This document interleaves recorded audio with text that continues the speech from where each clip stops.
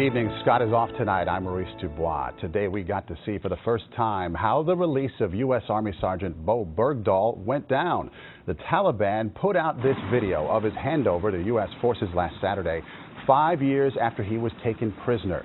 We also learned more today about Bergdahl's service record in Afghanistan. We have a series of reports tonight. First, Bob Orr with the video.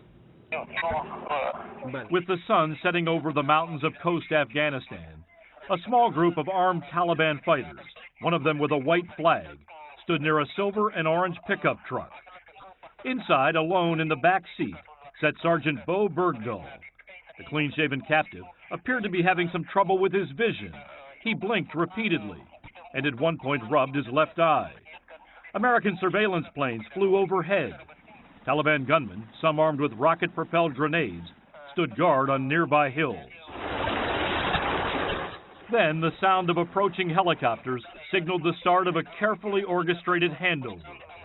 Bergdahl, dressed in traditional Afghan garb, was flanked by 2 Taliban soldiers.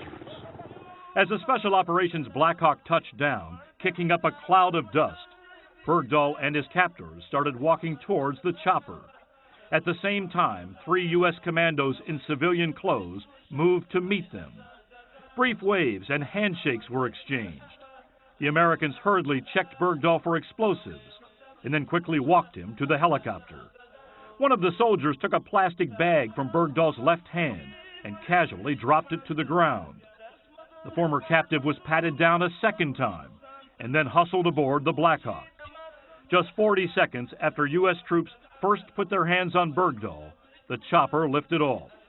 And on the tape, supplied by the Taliban, appeared this closing message: "Don't come back to Afghanistan."